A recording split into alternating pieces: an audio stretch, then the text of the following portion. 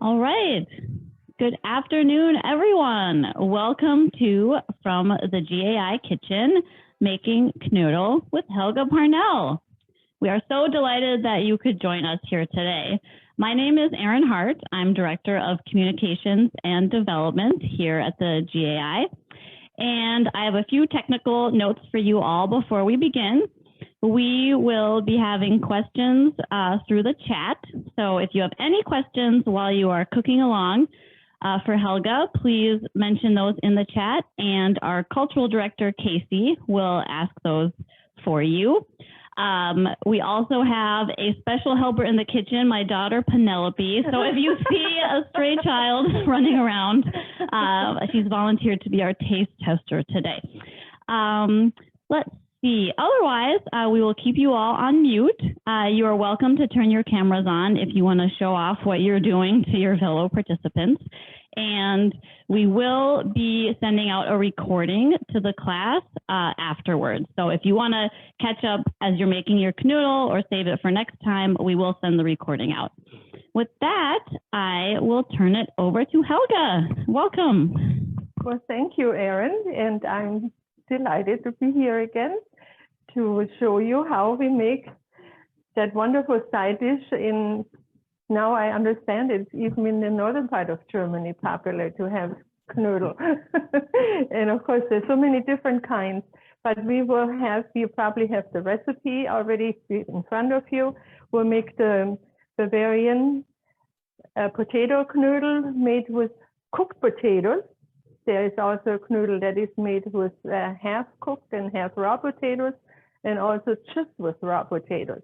But today we just have the cooked potatoes. And then we have that all-time favorite, the Semmelknödel, the Bayerische Semmelknödel, and I know that's popular everywhere now. And so as we go along, I will show you how to put the doughs together, and we probably don't get them all cooked because some of them take about 40 minutes to cook, but at least we put them in the water and you see how that works. So I think we are ready to start then, right? Okay, so, all right. First I thought maybe we'll start with the potato dumpling. I have the dough already made, but it is very good to not just mash the potatoes, but to have a potato riser. And I have here one, and I will show you. And it's very important that you have the potato very hot, because otherwise it's very, very hard to get them through the riser. And this is how this works very nicely with the riser. And okay, so we have this here on the side, and this is how it looks.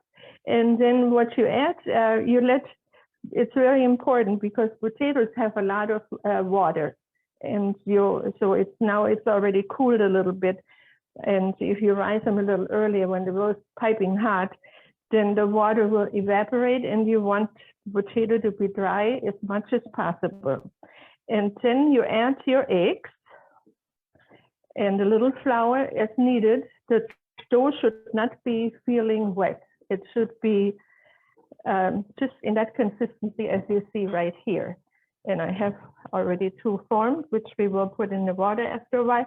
And what you also can do in the dumpling, you can add either some bacon and some croutons.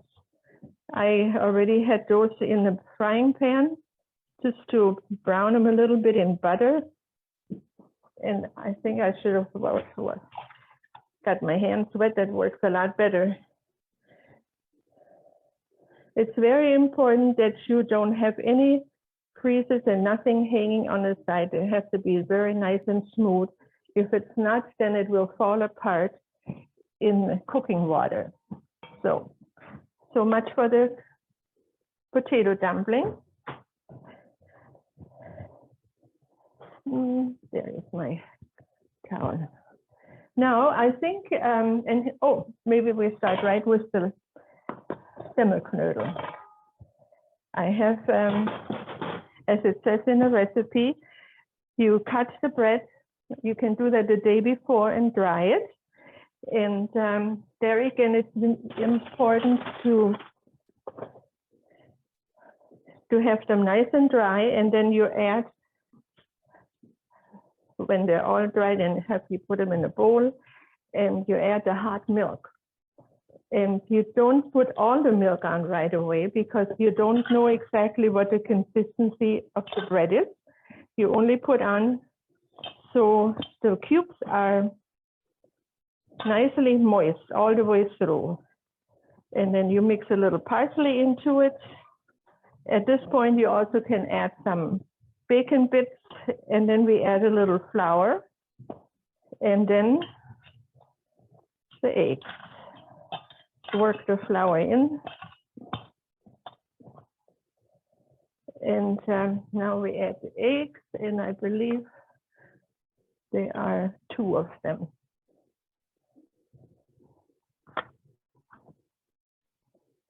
Yeah.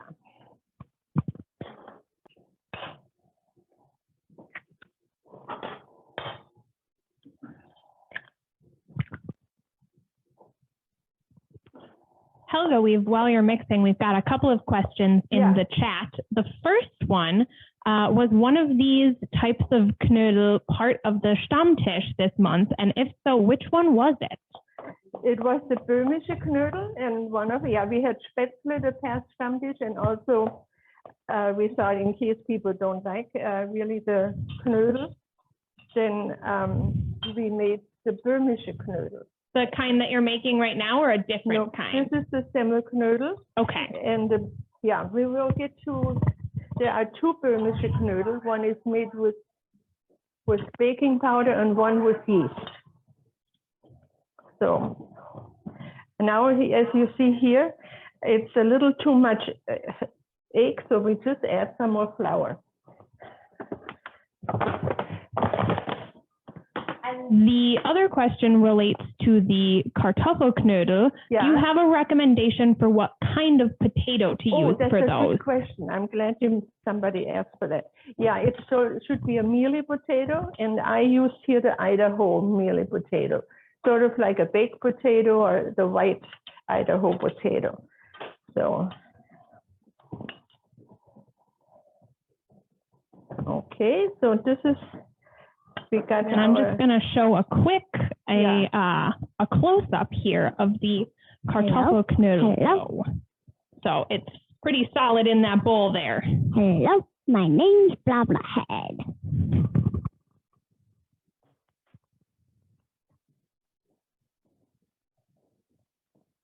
And also, when you cook the potatoes, the dumpling, no matter which kind it is, it's always good to make a test knödel.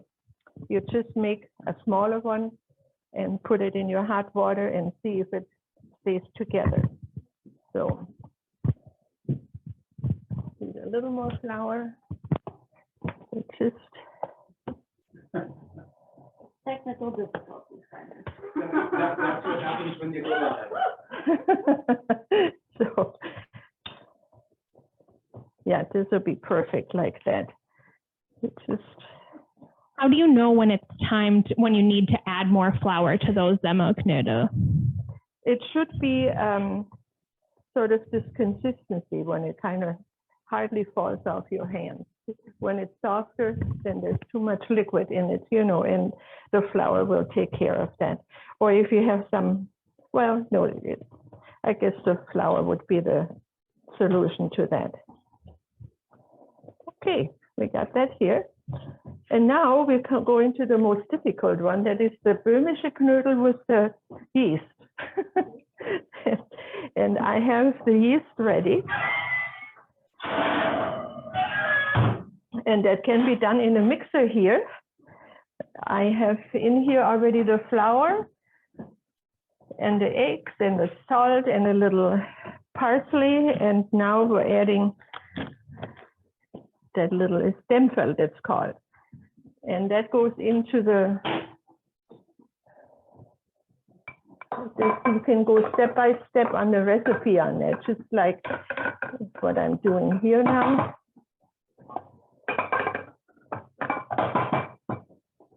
right. Put that away. So.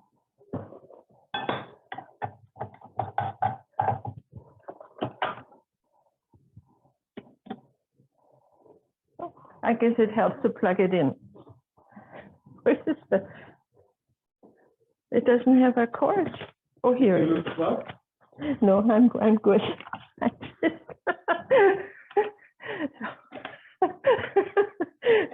Okay, here we go. So.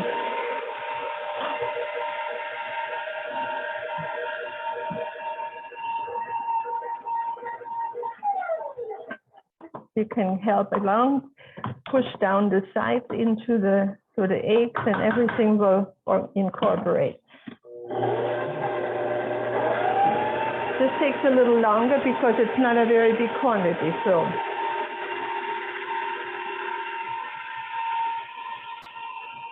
Could you do this with a hand mixer too? Yeah, or you can just use a wooden spoon. That'll be fine too, you know, so.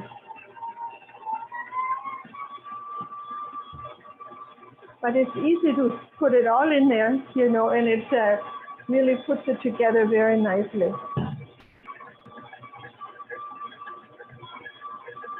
And then on the hand, you have to knead it by hand a little bit, yes, so.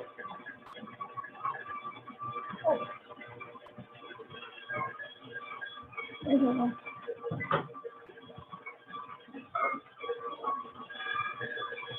And then you have to add the butter, so.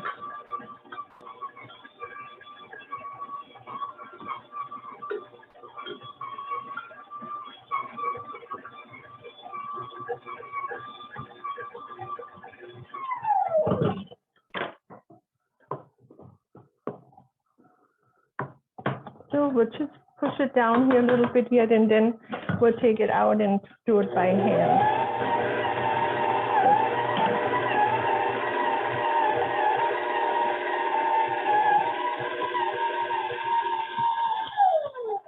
I guess this is.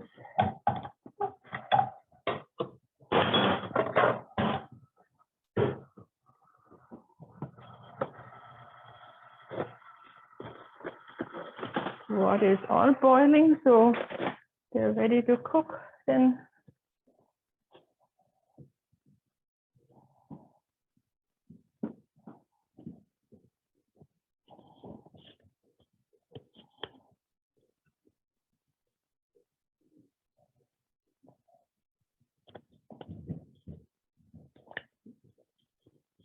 No, okay, here we are.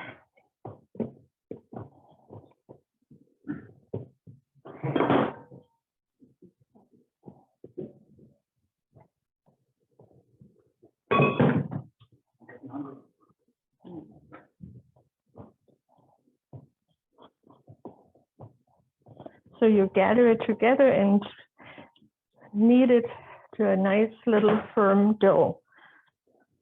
It is usually firmer than, like if you bake some dessert or a cake, then the dough is a little softer.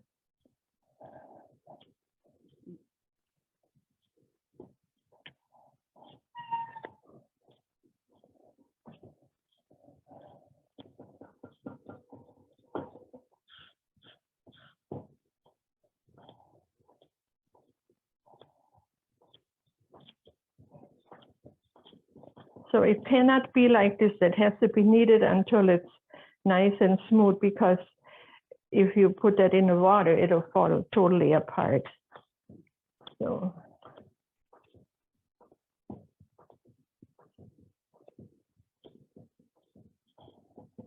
It takes a while. It has to, usually they say knead it for 5 minutes. So, but we don't want to stand here 5 minutes. And I have one ready made. We can go from there. So, but I just wanted to show you that it takes a little, it's good for your hands. Use your fingers and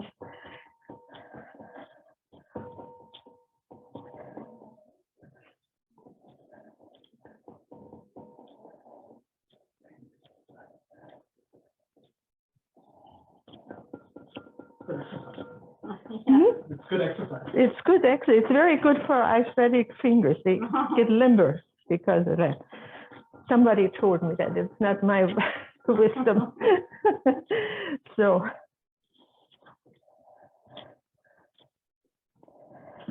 I think this dough here, I think this recipe says either 3 or 4 eggs. That maybe could have had an extra egg to get it a little more limber. So, but we did enough kneading, and I'm showing you that I have one already made. That's up here. So that really got a little bigger than what you want, but it will reduce a little bit once it gets into the hot water. And this is also what they call a serviettencloth, because it will be cooked in a large napkin. And I always like to cover it with the foil because it prevents it from getting dry, that it gets crusty. You don't really want that to happen, you know. So, okay, I'm gonna get, oh, I forgot one thing. It should be wet. I found out it's easier to do it wet than having it dry.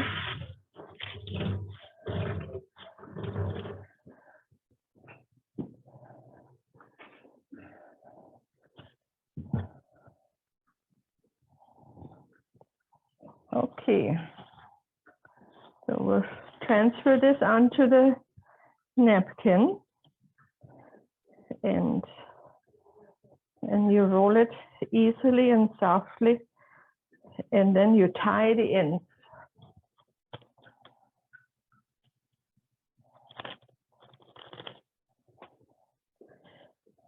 So.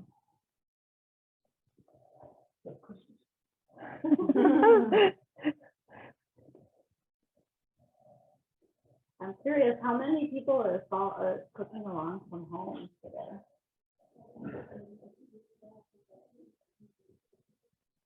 Yeah, that would be interesting to know, wouldn't it? So let us know in the chat if you're cooking along today. We'd love to know how many people are cooking with us. Now we have that ready to go in the water. So, and I have the water so it was boiling, so we get it to boil again. So.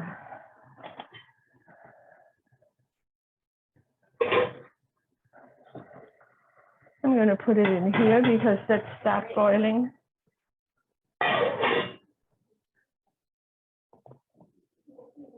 So you just put it in here, and it'll float, and it should be covered.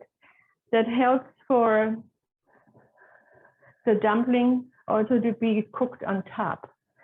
But I always, just to be on the safe side, I always turn it once halfway through. Now that's supposed to be 30 minutes on this side, and then another 15 minutes on the other side. So, but now we already have a finished product here, and then you slice them like this, but you also can make them as a small dumpling if you prefer that, you know. So. And what do you have in the middle?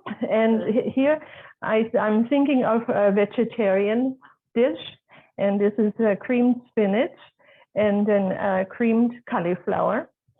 Anything what's a little creamy is so wonderful with these dumplings, and whether they're potato or you need either gravy or or something creamy vegetables.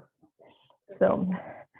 On the other hand, I just thought of, I might like to point out where these are the Böhmische Knödel that is here here's the Czech Republic, here is Austria, this is Bavaria, I'm sorry, Austria is over here, and then this along here was the Böhmische Wald, and now it belongs to the Czech Republic, and it's, and then Bavaria is right down here, is this area. around Munich. And then myself, I am from Frankenland, and we make these dumplings also in Frankenland, Franconia in English. And yeah, and then I hear they also make them up north now, so they're very popular. I think especially the Semmelknödel. Yeah, very nice. Okay. So now we have, now it's the Böhmische Knödel, what we had the other day for, yeah, that was not with the baking powder, with the yeast. This is the one with the baking powder. And there again, you can do that by hand, and I'm going to show you how to start out. I got the flour salt in here, the eggs, and little parsley, and then you just kind of work it in, and then add the milk.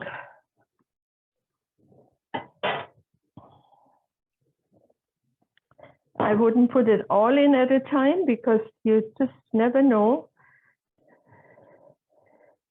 Sometimes the flour absorbs it differently, and so we'll just do it like this now.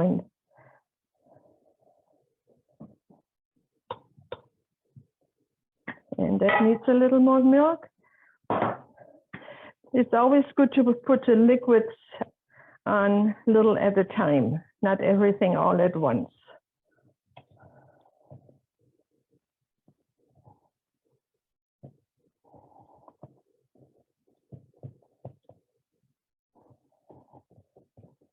Someone commented it's like making bread.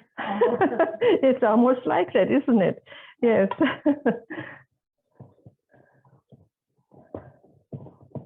A little bit art, a little bit science, and lots of practice.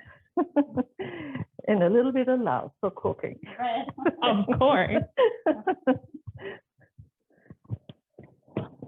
And it's good to beat it through. Now this you could also do on the blender, but I just thought I'd show you the manual way.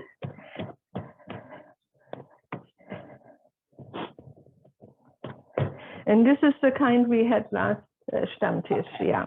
So we made quite a few of them. So just for our wonderful supporters, what come every month to pick up their dinner, to have a little something different once.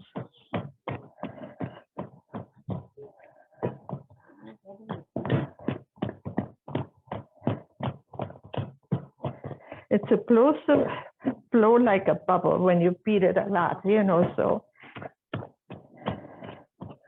I'm gonna cover this because anybody has a question out there, so I can answer that. So I'd be happy to, if I can.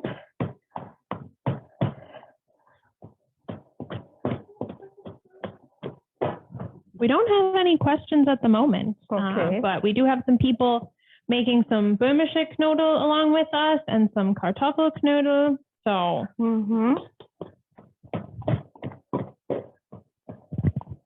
Now this is getting there. Just added the rest of the bread cubes, and this is ready to be cooked, to be formed in little dumplings or the oblong one. But for this one, I would recommend really more to make the smaller dumplings. In my hometown or the area of Franconia, specifically Oberfranken, the Upper Franconia, we call them Mehlspatzen. So they're like little flour barrels. Yeah. So, yeah. So, and yeah, okay. I just want to get back to where I started saying about where I made a mistake with the recipe. At Böhmische Knödel made with Hefe, with yeast, there's supposed to be 2.5 cups of flour, not 3.5. So I'm sorry about that, but I hope you can make that change and work with that then. So we can update the recipes on the website. Oh, that's true. Oh, that's wonderful. Yeah, see, the cheese. Yeah, of course, in all these, when the dough is put together, it should rest for a while, but here we don't have the time, so we just go on, but it's better if the dough rests for a little bit. Also the one with the yeast, and then also the Bavarian bread dumplings, the same way. We do have a couple of questions that started coming in right before we lost our audio there for a little bit. Yeah. Is there any reason you're mixing this one by hand instead of the mixer, or is that just to show us that it's Just possible? Just to show, yeah. That's how it always was done by hand, and now we have a mixer. And we can do that by mixer and by hand. Is there a specific color you're looking for in the dough? Well, you know, the color, it gets the color actually by the eggs. Sometimes the eggs are a little, a deeper yellow or yolk, and sometimes they're a little more light colored. So, and that gives it the color. And then if the dough that people are working with isn't really like bubbling, should they just add some more milk? Is that? No, maybe they have to beat it a little more. Yeah, because it really, see, when like this here, it's actually perfect, you know. So, yeah, but with the bread dumplings in it, it doesn't make the bubbles anymore, you know. But they're not really a lot of bubbles. It's just kind of, you know, it blows a little something, some air underneath the mixture.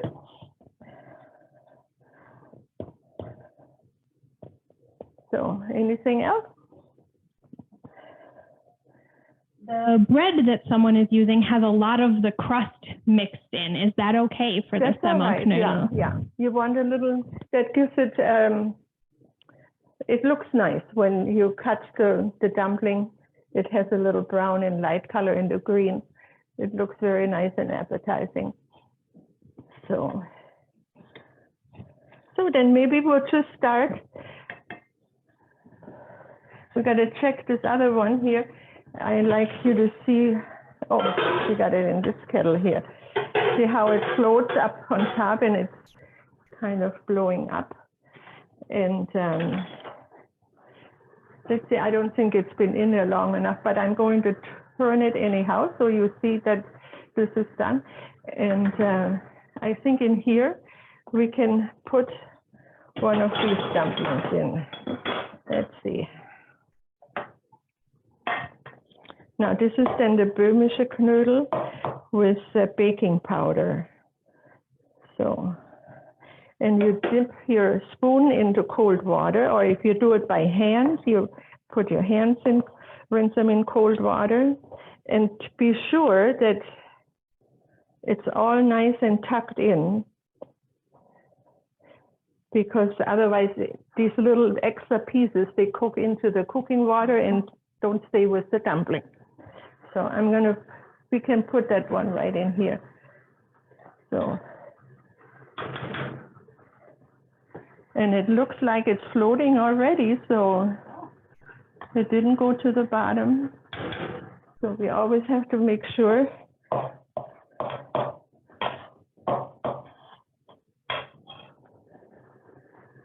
I don't know if this, maybe I should use this. Is that better for to see on the We have a camera up there. Oh, okay. Yeah, we can, that's on. It's a nice view of the pot. Yeah, Yeah. okay. All right. But then I think I continue putting them in here.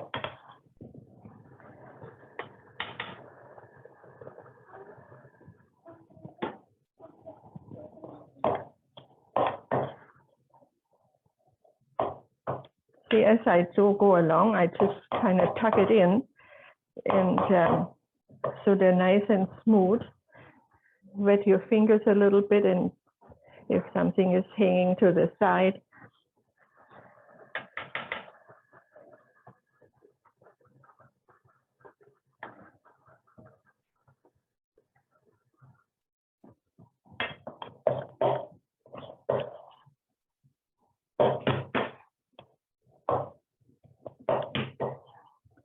So.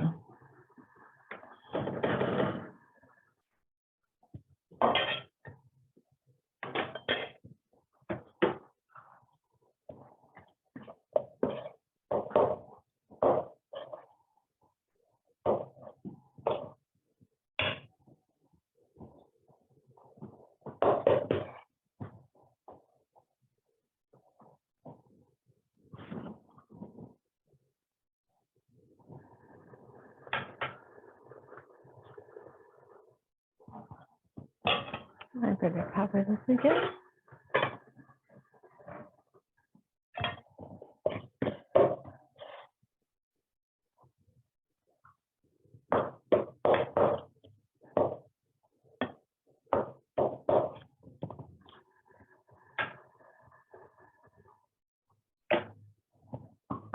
Might as well cook them all, so I will do that. Get them all into the pot.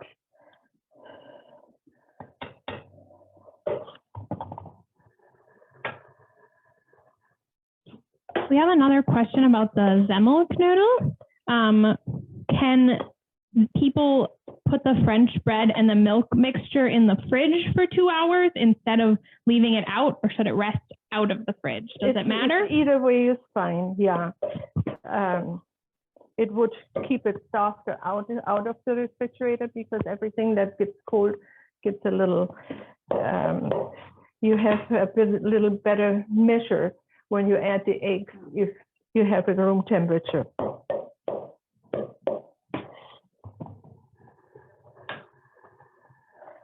Now I'm not going to cover these because I'm standing right here and I just keep turning them. This way they get cooked on both sides, so all the way around. The cover is just to be sure that they're cooked on the top too. So.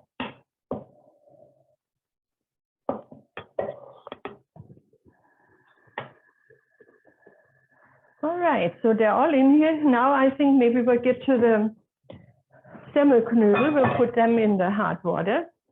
So those I do by hand. Wet my hands a little bit. So we have this going. I think I'm going to put it down here. In here, yeah.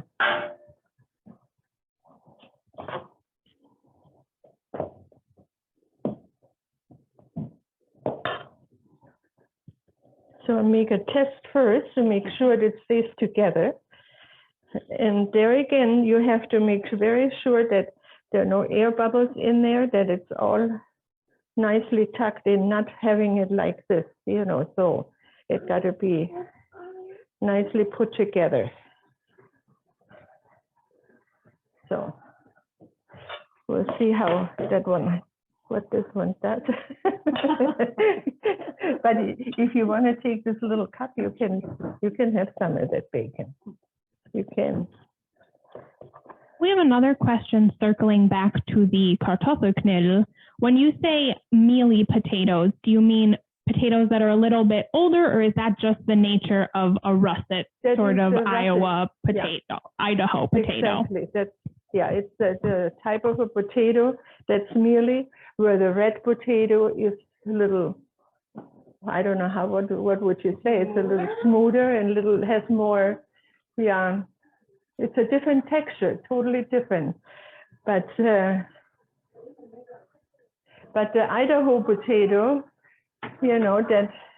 Someone else in the comments says that means the potato has more starch in it. It's got what? More starch in the potato. Oh, that's a good thing. Yeah. See, in Germany, we actually, when we make these potato dumplings, we can buy potato starch. I don't know if we can buy that here, and then you put, instead of flour, you put potato starch in. What is that called in German? Potato starch?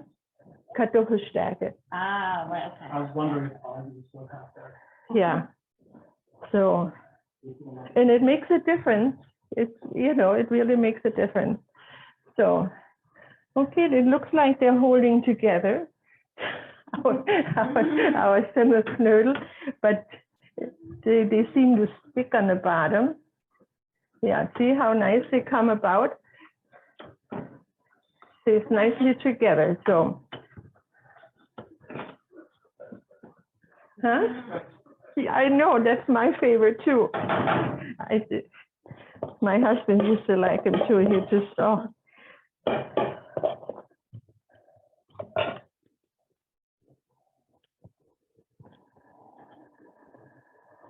All right, we did a fact check, and red potatoes have less starch and more sugar.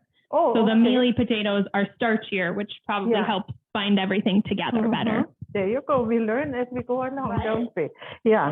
All right. So,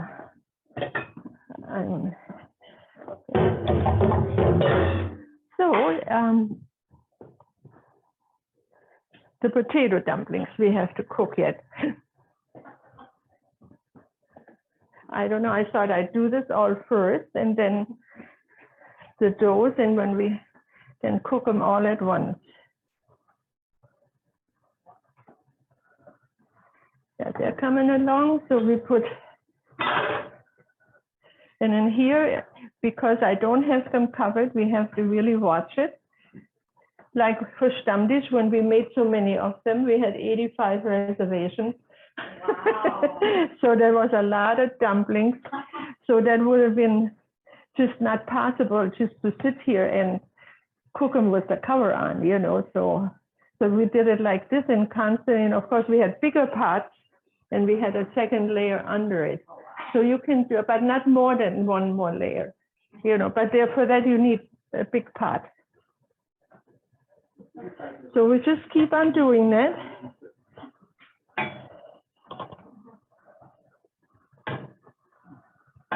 This one really got big.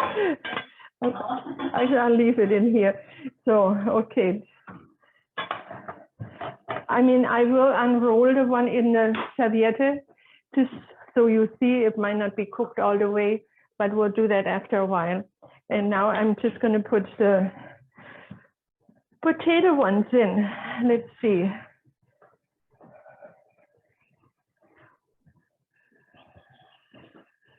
I have to. Helga, do you ever add diced onions or herbed croutons to your dumpling? Yes, that's a good question. I was going to come to that. I have that on my notes. You can do all kinds of flavors of your own to any dumpling. I mean, I had once when we had a wine tasting dinner, 5-course dinner, and I made the bread dumplings, and I had shredded cheese in there, shredded smoked Gouda cheese. And it was really, you know, very different. And that's what people come for when they come to a dinner like that. They expect something a little different. And so that was fun.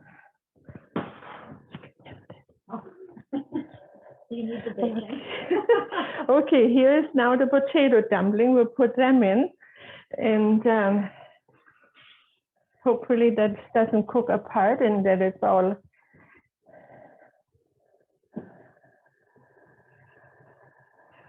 I'm going to wait till it comes up just to see if that's okay. Now these are coming along really good, but we have to make sure that we cook them long enough.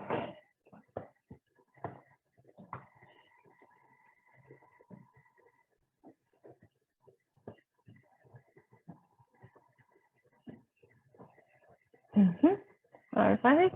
And here we are. This goes around, and you want to make sure that you don't boil it too hard. You know, that because it's delicate, the dough, so you don't want to have it fall apart. But of course, you know, yeah. So if someone has a dumpling tragedy and everything falls apart, what might they have done wrong? There's too much moisture in it.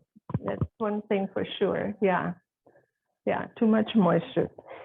And that's why I thought I get that question so much. That's why I said to Gina, well, let's do something with dumplings once. And then we can explain people would have problems with that kind of thing. So, yeah. And too little moisture also cause them to fall apart? Well, then it would be dry. And which dumpling would that be? I doubt that it would be too dry. So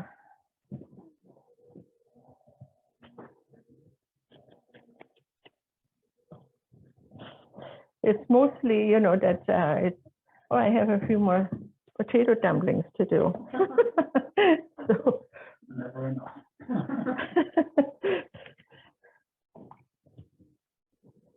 So we quickly finish those, put them in. They take a little longer till they come up because they're heavier. So it's just a different kind of, and there again, it's always important to, you don't want to add too much, it just dampen your hand when you do that. Of course, without the gloves, it'll go a lot easier. So I have a question. In the recipe, it says one of the variations that you can make on the Kartoffelknödel is Schupfnudel. yeah. Is that the same texture of dough? I'm glad you reminded me. Maybe then that's what we can do with the rest of it. Yeah, it's the same dough, the very same, and then you just form. It's hard to do it with the just gloves, but I think it's.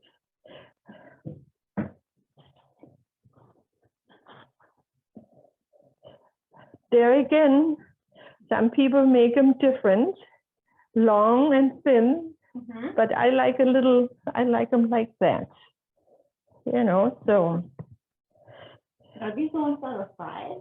Yeah, they get fried in schwimmendem Fett.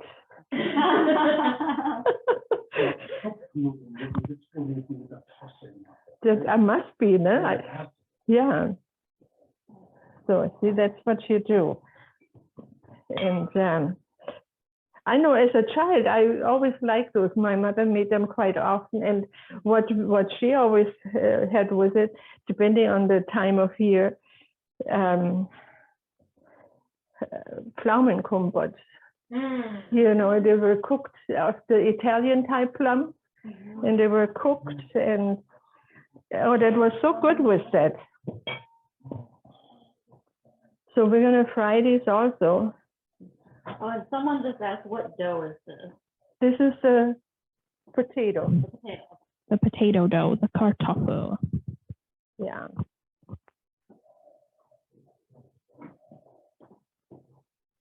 So there again, you want them nice, everything nicely together.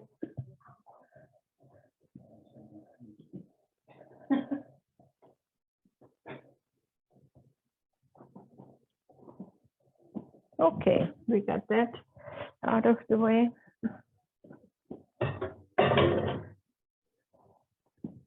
And then, as long as we were by extra with the dough, what else you can do with these?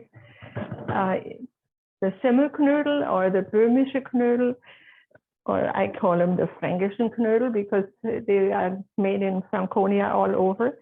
And what's left over, you slice them. And first, maybe you brown some onions in a fry pan, and then you slice the dumpling into it and toss them, and maybe in butter, of course, you know, that's very good. So.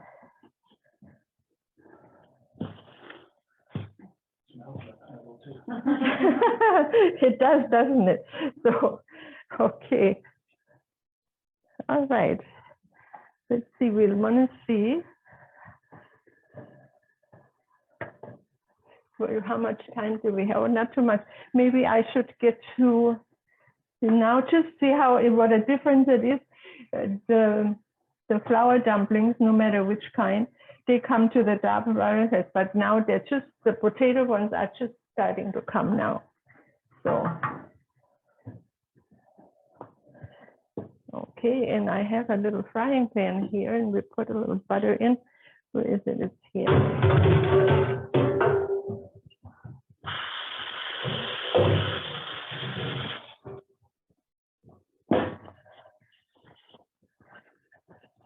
While we do the other thing.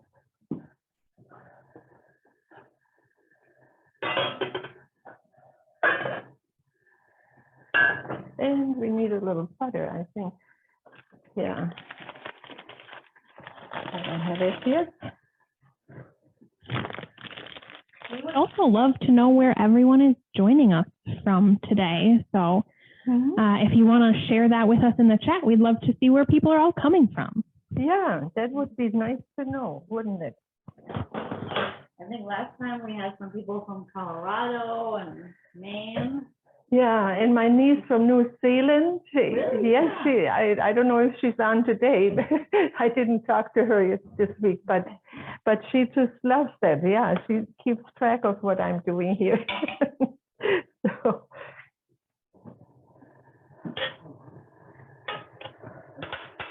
Okay, and here we got a little melted butter, and we'll just put the Schupfnudeln right in here. We've got people joining us from all over. Minnesota, Florida. Wow, wonderful. Sioux Falls, South Dakota. Wauwatosa, Wisconsin. Denmark. Denmark. Oh my goodness.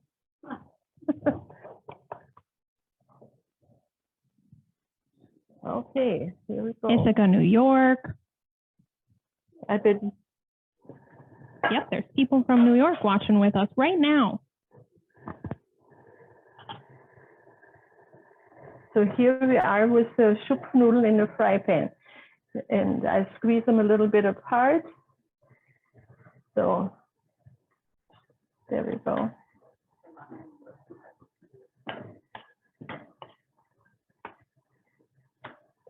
Okay. I think if you do end up cooking along or making some knödel this weekend, please feel free to send us your pictures. We would love to share them. You can send those to communications@gaimn.org.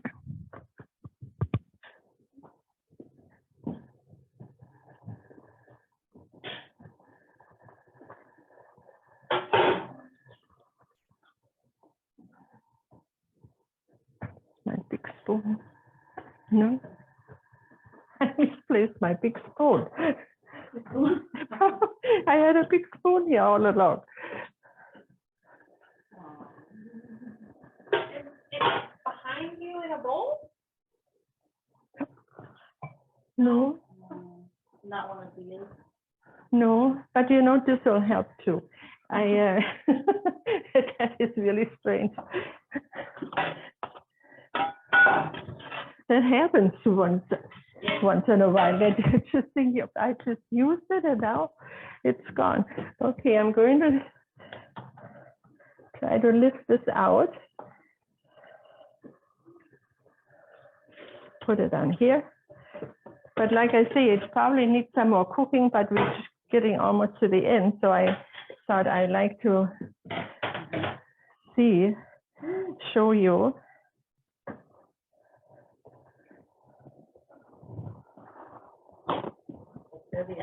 Serviettenknödel, is that what you call it? Yeah, Serviettenknödel. Mm-hmm. There we go.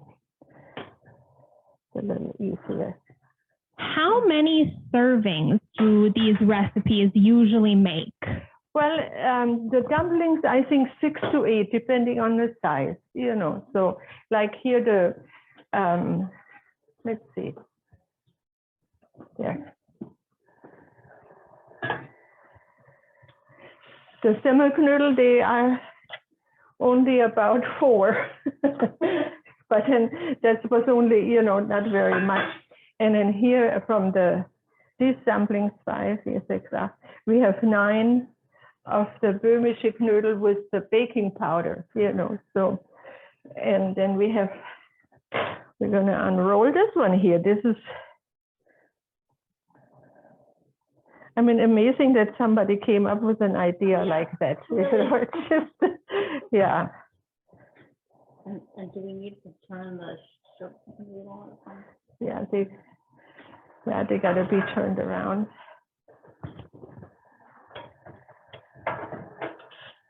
Oh, they got a little dark, but crusty. That must be good.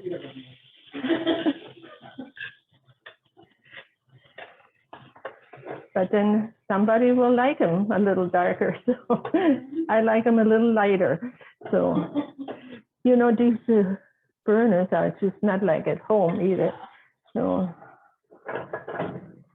and the multitasking here. Okay, let's see what we have here in the serviette. Here is the dumpling.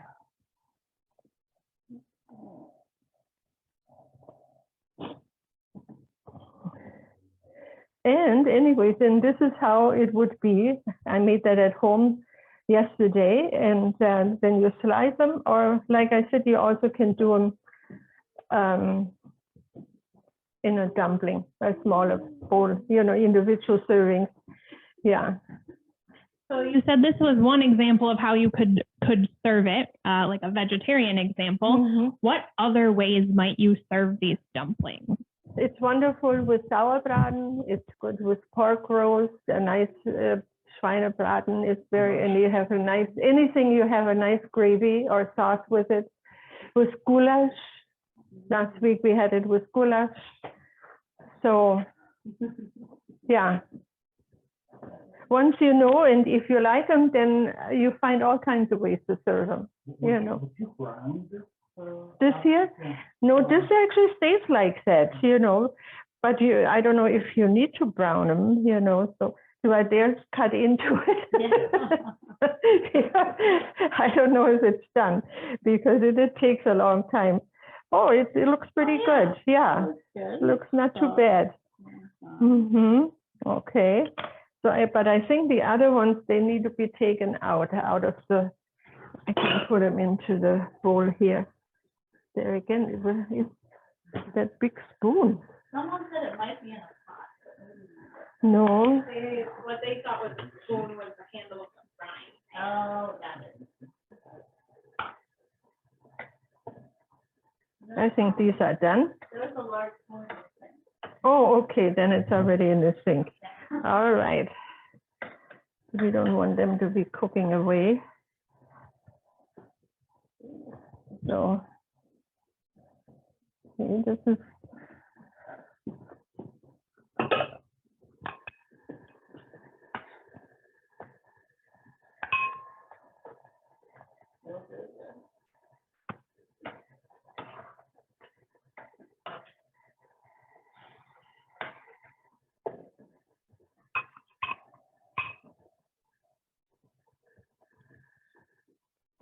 So, okay. And here we are with the, oh, this is hot.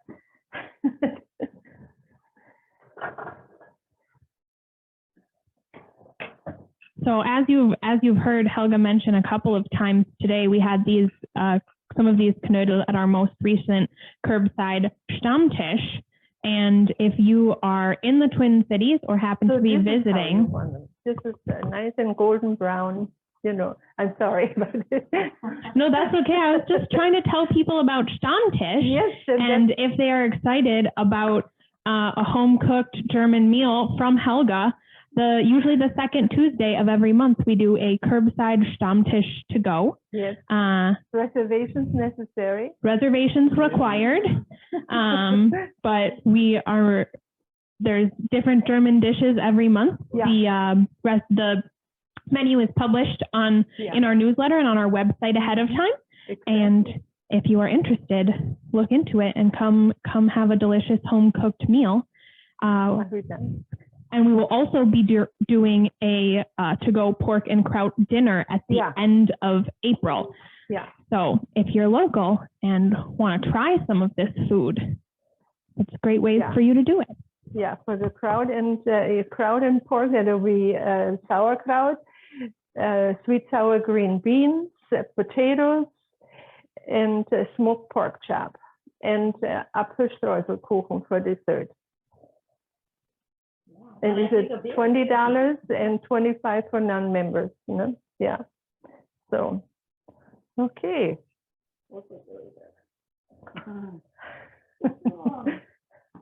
Does anyone have any last-minute questions before we say goodbye? Yeah.